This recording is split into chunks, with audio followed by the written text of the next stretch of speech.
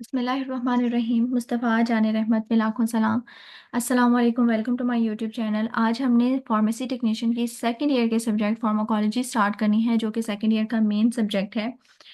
Chapter number 1 है introduction और basic concept of pharmacology. Pharmacology basically दो वर्ड्स से मिलके बना है, फार्मेको और लॉजी।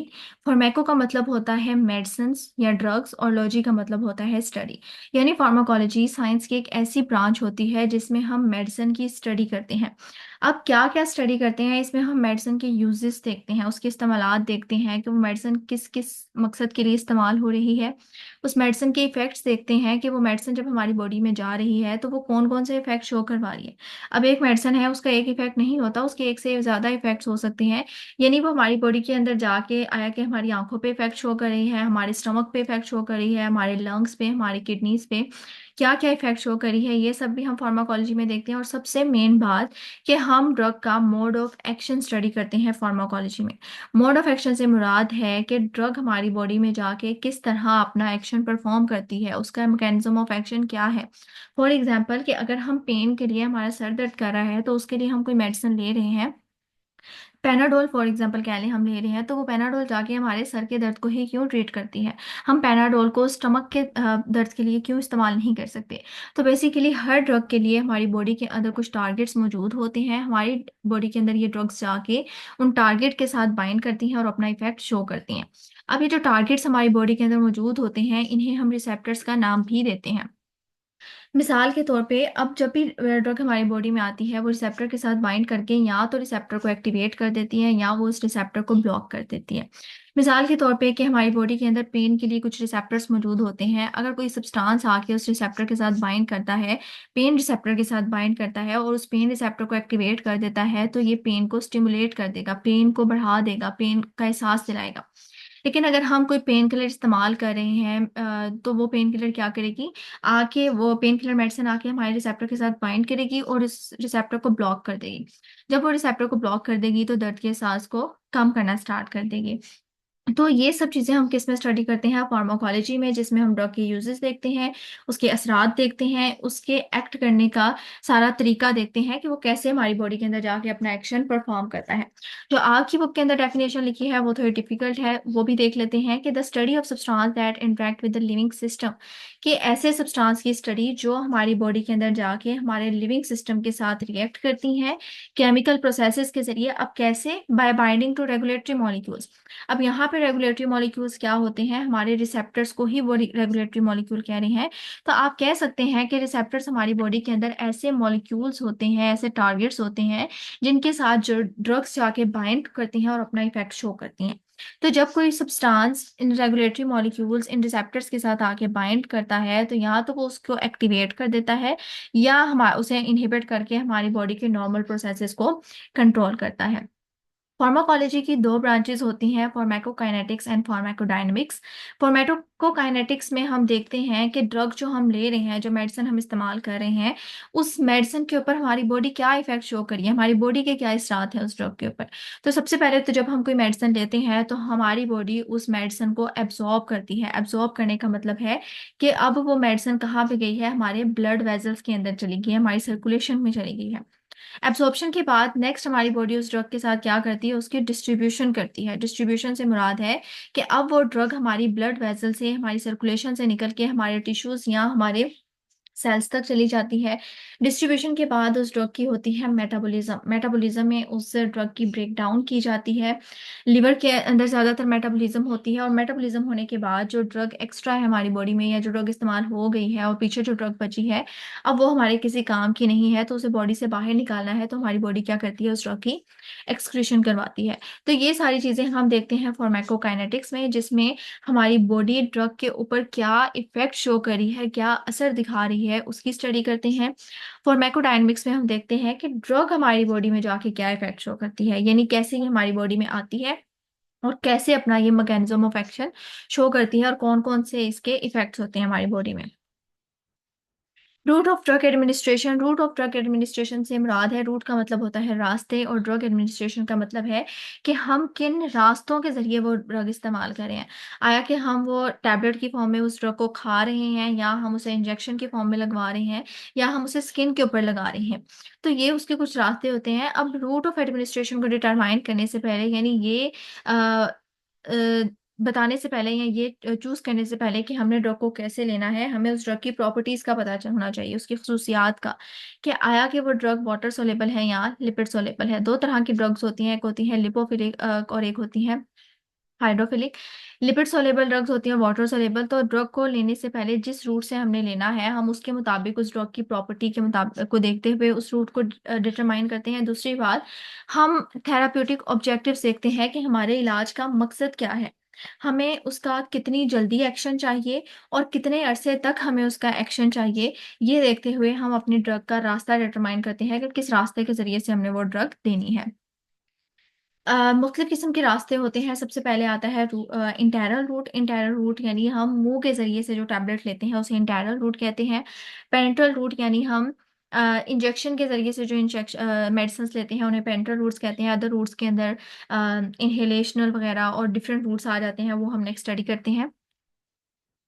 सबसे पहले बात करते हैं इंटरनल रूट की। तो इंटरनल रूट में दो रूट्स आ जाते हैं, एक होता है ऑरल और एक होता है सबलिंगुअल। ऑरल से मुराद मुंह के जरिए, ठीक है। तो ऐसी मेडिसिन जो हम मुंह के जरिए देते हैं, या ऐसा रास्ता जिसमें हम मेडिसिन को मुंह के जरिए से इस्तेमाल करते हैं, उन्हें ऑरल रूट कहते हैं। जैसे टैबलेट्स हो गए, कैप्सूल हो गए, सिरप हो गए, तो इन सब का इस्तेमाल हम अपने मुंह के जरिए करते हैं। तो ऐसे रूट को हम ऑरल रूट्स कहते हैं। अब ऑरल रूट के कुछ एडवांटेजेस भी होते हैं और कुछ डिसएडवांटेज भी होते हैं। सबसे पहला एडवांटेज कि ये सबसे इजी मेथड होता है। दूसरा, इसे लेना आसान होता है। और तीसरी बात कि इसमें किसी स्टेराइल कंडीशन की ज़रूरत नहीं होती। अब स्टेराइल कंडीशन की ज़रूरत क्यों नहीं होती? स्टेराइल कंडीशन में क्या होता है कि हम किसी चीज़ में से माइक्रो ऑर्गेनिजम्स वगैरह को किल करते हैं। तो यहाँ पे जो हम ऑरल रूट के ज़रिए से मेडिसिन ले रहे होते हैं ना, तो वो मेडिसिन डायरेक्ट हमारे ब्लड के अंदर नहीं जाती। उस मेडिसिन को जाने से पहले फर्स्ट पास मेटाबॉलिज्म से गुजरना पड़ता है, यानी पहले लिवर से गुजरना पड़ता है। तो रास्ते में गुजरते गुजरते वो मेडिसिन हमारे स्टमक में जाएगी। हमारे जाहिर सी बात है, अब ब्लड के अंदर एब्जॉर्प्शन कहाँ से होती है? हमारी स्मॉल और हमारी लार्ज इंटेस्टाइन से। तो पहले वो ड्रग कहाँ पे जाएगी? हमारे स्टमक में जाएगी, हमारे जीआईटी में जाएगी। तो जीआईटी के अंदर मुख्तलिफ किस्म के इंजाइम्स मौजूद होते हैं। इसके अलावा हमारे ब्लड में कुछ प्लाज्मा प्रोटीन्स मौजूद होती हैं। तो ये जो टैबलेट्स और कैप्सूल वगैरह हम लेते हैं, तो कुछ वो इंजाइम्स इनको डिस्ट्रॉय कर देते हैं, कुछ ड्रग जो होती है वो प्लाज्मा प्रोटीन के साथ बाइंड कर जाती है। तो इस वजह से जो ओरल रूट है, इसमें स्टेराइल कंडीशन की इतनी ज़रूरत नहीं होती। और चौथा इसका एडवांटेज होता है कि ये पेशेंट की तरफ से एक्सेप्टेबल होता है। यानी आप अगर डॉक्टर के पास जाते हैं किसी मर्ज के लिए, किसी मेडिसिन वगैरह को लेने के लिए, तो आप डॉक्टर को कहते हैं कि नहीं भाई, इंजेक्शन नहीं लगवाना, कोई टैबलेट या कैप्सूल या सिरप वगैरह दे दें, तो ये एक्सेप्टेबल मेथड होता है। बजाय इसके कि पेशेंट इंजेक्शन लगवाए, पेशेंट ओरल रूट के ज़रिए से मेडिसिन को लेना ज़्यादा प्रेफर करता है।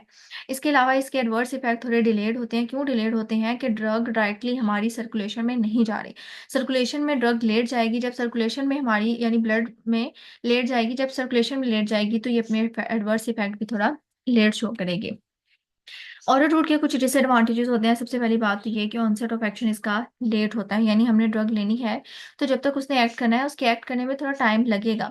तकरीबन 20 से 30 मिनट एक ड्रग अपना एक्शन शो करने में लगाती है, जो हम ऑरल रूट के जरिए से लेते हैं। इसके अलावा जो हमारी म्यूकोसल इरिटेशन है, म्यूकोसल सरफेस होती है, म्यूकस सरफेस हमारे जीआईटी के अंदर या हमारे मुंह के अंदर, तो उसमें इरिटेशन कॉज करवा सकती है। तीसरी बात कि जो ओरल रूट होता है, इसमें ड्रग हमेशा पहले लिवर से पास करती है। ड्रग को अपने साइट ऑफ एक्शन पे पहुंचने से पहले लिवर से पास करना पड़ता है। इस प्रोसेस को हम कहते हैं फर्स्ट पास मेटाबॉलिज्म। और ये इमरजेंसी सिचुएशन के लिए सुटेबल नहीं होती कि कोई बंदा है वो अनकॉन्शियस है, या उसको हमने उसकी हालत ऐसी है कि हम उसको जल्दी ड्रग का इफेक्ट देना चाहते हैं, तो ओरल रूट उसके लिए सुटेबल नहीं होता। इसके अलावा कुछ ड्रग्स ऐसी होती हैं जिन्हें हमारे गैस डाइजेस्टिव एंजाइम्स, हमारे स्टमक से, हमारे जीआईटी वगैरह से मुख्तलिफ किस्म के एंजाइम्स रिलीज होते हैं, या जो हमारा एचसीएल रिलीज हो रहा होता है स्टमक में, तो ये एंजाइम्स और ये एसिड वगैरह हमारी कुछ ड्रग्स को डिस्ट्रॉय कर देते हैं। तो उन ड्रग्स के लिए हम ओरल रूट का इस्तेमाल नहीं कर सकते, और बाज़ औक़ात इनका टेस्ट बहुत ज़्यादा गंदा होता है, अजीब होता है। इंटायरल रूट की जो दूसरी टाइप है वो है सबलिंगुअल। सबलिंगुअल लफ्ज सब का मतलब होता है नीचे, लिंगुअल लफ्ज निकला है लैंग्वेज से जिसका मतलब होता है जुबान। यानी इस रूट में हम मेडिसिन को जुबान के नीचे रखते हैं। अब जुबान से नीचे क्यों रखते हैं, है तो ये भी मुंह के जरिए से, लेकिन इसमें और ऑरल रूट में फर्क ये होता है कि ऑरल रूट में हम जुबान के ऊपर रख के उस मेडिसिन को निकल लेते हैं, लेकिन सबलिंगुअल रूट में हम जुबान के नीचे मेडिसिन को रखते हैं।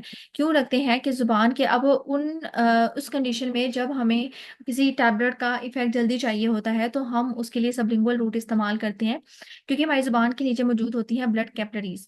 वो ब्लड कैपिलरीज क्या करती हैं कि जब हम जुबान के नीचे टैबलेट रखते हैं तो टैबलेट वहां पे डिसॉल्व होकर डायरेक्टली हमारी ब्लड कैपिलरीज के अंदर डिफ्यूज हो जाती है और डायरेक्ट हमारी सर्कुलेशन में चली जाती है, और डायरेक्ट सर्कुलेशन में जाने की वजह से सबलिंगुअल रूट का इफेक्ट थोड़ा जल्दी शो होता है। इसकी एग्जांपल आती है एंजिसिड की, जिसे ग्लिसरॉल ट्राइनाइट्रेट भी कहते हैं।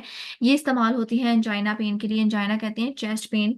तो चेस्ट पेन जब किसी बंदे को होता है तो उसकी जुबान के नीचे एक टैबलेट रखी जाती है जिसे एंजिसिड कहा जाता है। तो ये एंजिसिड क्या करती है, डायरेक्टली हमारी ब्लड वेसल्स में, ब्लड कैपिलरीज में डिफ्यूज हो जाती है और अपना effect as compare to oral route जल्दी शो करती है। इसके एडवांटेजेस, सबसे पहली बात तो ये कि ये रैपिड एब्जॉर्प्शन होती है इसकी, क्योंकि ब्लड कैपिलरीज मौजूद होती हैं। ब्लड कैपिलरीज का एक जाल सा बिछा होता है हमारी जुबान के नीचे, तो इसकी एब्जॉर्प्शन तेज होती है। इसके अलावा इसका एक्शन ऑरल रूट की निस्बत थोड़ा जल्दी शो होता है, और इसमें इन्फेक्शन के चांसेस कम होते हैं as compare to oral route. और इसमें ड्रग जो कि डायरेक्टली हमारे ब्लड के अंदर आ रही है तो लिवर से पहले पास नहीं करेगी, यानी नो फर्स्ट पास मेटाबॉलिज्म। और spitting out tablet can terminate the effect, यानी अगर आप टैबलेट को थूक देते हैं तो उसका इफेक्ट वहीं पे ज़ाया हो जाता है। वो आगे इफेक्ट, जितनी टैबलेट आपके एब्जॉर्ब होगी वो अपना इफेक्ट शो करेगी, बाकी जो आपने थूक दी है वो अपना इफेक्ट शो नहीं करेगी। सबलिंगुअल रूट्स के डिसएडवांटेज में इनकन्वीनियंट फॉर फ्रिक्वेंट यूज, यानी आप अगर बार बार इसका इस्तेमाल करते हैं तो ये अनकंफर्टेबल होगा, आपने जुबान के नीचे ये इरिटेशन कॉज करवा सकती है। इसके अलावा सलाइवा की प्रोडक्शन ज़्यादा हो सकती है, और इसमें स्टेराइल कंडीशन का होना ज़रूरी है, क्योंकि यहाँ पे ड्रग डायरेक्ट आपके जा रही है ब्लड के अंदर। जबकि ऑरल रूट में स्टेराइल कंडीशन इतनी मायने नहीं रखती, क्योंकि आपके जब जीआईटी में से उसने पास करना है तो जीआईटी में आपके स्टमक के अंदर एचसीएल भी मौजूद होता है जो माइक्रो ऑर्गेनिज्म को किल करने की सलाहियत रखता है। आपका सलाइवा वगैरह भी जो होता है वो एंटीसेप्टिक के तौर पे काम करता है। लेकिन यहाँ पे सबलिंगुअल के केस में ड्रग डायरेक्टली आपकी ब्लड वेसल में जा रही है, तो इसमें स्टेराइल कंडीशन थोड़ी इंपॉर्टेंट होती है। पेरेंटल रूट्स ऐसे रूट्स होते हैं जिसमें हम ड्रग को आपके इंजेक्शन के जरिए से, सुई के जरिए से, नीडल के जरिए से लगाते हैं, यानी इंजेक्शन का इस्तेमाल करते हुए। इसमें मुख्तलिफ किस्म के रूट्स आ जाते हैं, मुख्तलिफ एग्जाम्पल आ जाती हैं। इंट्रावीनस, इंट्रावीनस का मतलब है वेन के अंदर, वीनस यानी वेन के अंदर, यानी वेन वो ब्लड वेसल होती है जिसमें ऑक्सीजन के बगैर वाला खून होता है।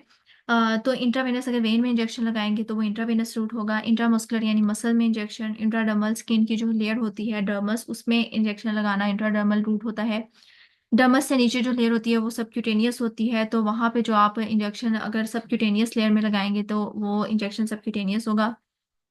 इंट्रा आर्टेरियल का मतलब है कि इसमें आप इंजेक्शन को आर्टरीज में लगाते हैं, और आर्टरीज ऐसी ब्लड वेजल्स होती हैं जो ऑक्सीजनेटेड ब्लड लेके जाती हैं। इंट्रा पेरिटोनियल, पेरिटोनियल कैविटी जो होती है ये आपके पेट के अंदर एक ऐसा एरिया होता है जिसमें आपके एब्डोमिनल ऑर्गन्स मौजूद होते हैं, आपके स्मॉल इंटेस्टाइन, आपके लार्ज इंटेस्टाइन वगैरह मौजूद होते हैं। तो अगर आप पेरिटोनियल कैविटी के अंदर इंजेक्शन लगाते हैं तो उसे पेरिटोनियल रूट कहते हैं। इंट्राकार्डियक, कार्डियक का लफ्ज दिल को रिप्रेजेंट करता है, हार्ट को, तो अगर आप हार्ट में इंजेक्शन लगाते हैं तो इंट्राकार्डियक होता है। इंट्राथिकल का मतलब होता है कि आपके जो ब्रेन और आपका स्पाइनल कोड है उसके आसपास एक लेयर मौजूद होती है, फ्लूइड की लेयर मौजूद होती है जो आपके ब्रेन और आपके स्पाइनल कोड को प्रोटेक्ट करती है। तो उस लेयर में अगर इंजेक्शन लगाया जाता है तो वो इंट्राथिकल रूट होता है। इंट्रा आर्टिकुलेट और जॉइंट का मतलब है जोड़ों में, जॉइंट्स में इंजेक्शन लगाना। और इंट्रा बोन मैरो का मतलब है कि बोन मैरो में इस केस में इंजेक्शन लगाया जाता है। पेरेंटल रूट के एडवांटेजेस क्या होते हैं कि इसमें स्टेरिलिटी बहुत ज्यादा होती है, यानी अब जाहिर सी बात है इसमें ड्रग डायरेक्ट हमारी सर्कुलेशन में आ रही है तो स्टेराइल कंडीशन इसमें ज़्यादा रिक्वायर होती है। और इमरजेंसी की सिचुएशन में हम इंजेक्शन का इस्तेमाल करते हैं, कोई बंदा है उसको हमने जल्दी कोई इफेक्ट शो करवाना है, या कोई अनकॉन्शियस पेशेंट है, बेहोश है, तो उसमें भी हम इंजेक्शन का इस्तेमाल करते हैं। और इस केस में भी डायरेक्ट, चूंकि ड्रग जो है डायरेक्टली आपकी सर्कुलेशन में जाती है तो फर्स्ट पास मेटाबॉलिज्म इसमें नहीं होता, रैपिड एक्शन होता है। और वो ड्रग्स जिन्हें हमारा जीआईटी, हमारा गैस्ट्रो इंटेस्टिनल ट्रैक्ट एब्जॉर्ब नहीं कर सकती, पेरेंटल रूट में वो ड्रग्स इस्तेमाल की जाती हैं, और ये एक्यूरेटली डिलीवर होती है हमारी बॉडी में। इसके कुछ डिसएडवांटेजेस हैं। کہ جہاں پہ جس جگہ پہ انجیکشن لگایا جاتا ہے وہاں پہ درد ہوتی ہے اور اریٹیشن محسوس ہوتی ہے، اور پیشنٹ سے کی طرف سے لیس ایکسیپٹیڈ ہوتی ہے کہ اگر ڈاکٹر پوچھے کہ انجیکشن یا اورل روٹ، تو وہ زیادہ تر ٹیبلٹ کیپسول وغیرہ کو پریفر کرتے ہیں ایز کمپیئر ٹو انجیکشن۔ اس کے علاوہ اس کی ایبزارپشن بہت زیادہ تیز ہوتی ہے، جس کی وجہ سے اس کے ایڈورس افیکٹ بھی جلدی شو ہوتے ہیں، اور اس میں ٹاکسیسٹی کے چانسز بھی زیادہ ہوتے ہیں۔ جو ادر روٹس ہیں ایڈمنسٹریشن کے، اس میں سب سے پہلے آ جاتا ہے انہیلیشن۔ انہیلیشن میں ہم ڈرگ کو گیس کے ذریعے سے یا ایروسلس کے ذریعے سے منہ کے اندر یا آپ کے منہ کے اندر انٹروڈیوس کرواتے ہیں، یا آپ کی نیزل کیویٹی کے اندر انٹروڈیوس کرواتے ہیں، تو اس کیس میں ڈائریکٹ ڈرگ جاتی ہوتی ہے آپ کے لنگس کے اندر۔ تو اس میں کیا کیا جاتا ہے انہیلیشن میتھڈ کے اندر، ایک اسپرے ٹائپ ہم ڈرگ کو اسپرے کرتے ہیں اپنے اورل کیویٹی کے اندر یا اپنی نیزل کیویٹی کے اندر، تو وہ مسٹ کی فارم میں یا ڈراپلیٹس کی فارم میں آپ کے منہ میں جاتی ہے اور وہاں سے آپ کے لنگس میں چلی جاتی ہے۔ انٹرنیزل کا مطلب ہے کہ آپ اس میں ڈرگ کو لگاتے ہیں اپنے ناک کے اندر، ٹھیک ہے۔ ٹاپیکل کا مطلب ہوتا ہے اسکن کے اوپر اپلائی کرنا کسی میڈیسن کو، جیسے کریم ہو گئی، آئنٹمنٹس وغیرہ ہو گئے، پیسٹ وغیرہ ہو گئے، تو انہیں اسکن کی لیئر کے اوپر جب اپلائی کرتے ہیں تو اس روٹ کو ٹاپیکل روٹ کہتے ہیں۔ اور ریکٹل کا مطلب ہوتا ہے میڈیسن کو ریکٹم کے اندر انسرٹ کروانا۔